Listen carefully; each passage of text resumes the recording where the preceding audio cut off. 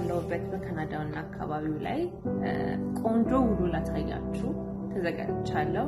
ሁሉም ነገር ጨርሻለሁ። ማነው የመጀመሪያው የዩቲዩብ ላይ ኢንተርቪው ማደርገው ታሪካዊ ሰው ብዬ በጣም እያሰብኩበት ነው ያለሁትና ስፔሻሊ ቶሮንቶና አካባቢው ያላችሁ ሰዎች ሰጀስት አድርጉኝ ማንን ላቅርብ መጀመሪያ።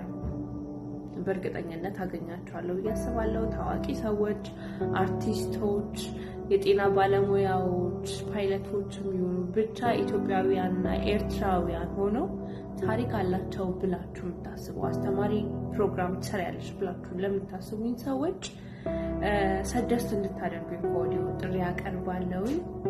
ማን የመጀመሪያው ኢንተርቪው ተጠያቂ ይሁን የሚለው ጥያቄ አይምሮዬ ውስጥ አለ። እናንተ ጋር ምላሹን አገኛለሁ ብዬ አስባለሁኝ። የዩቲዩብ ቻናል አዲስ ነው፣ ውብ ውሎ ይባላል። እናንተም ከኔ ጋራ ውብ ውሎ ታሳልፋላችሁ ብዬ አስባለሁኝ። ፕሮፌሽናል በሆነ መንገድ ለእናንተ ተመልካቾቻችን የምናቀርብበት ነው የሚሆነው።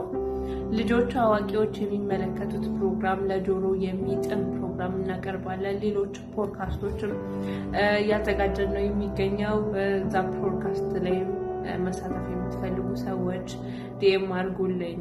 በቅርብ ቀን አዲስ ውሎ፣ ቆንጆ ውሎ ከዚህ ከካናዳ ቶሮንቶ ከኔ ጋራ ቆይታ የሚያደርጉ ሰዎች ብዙ አሉ።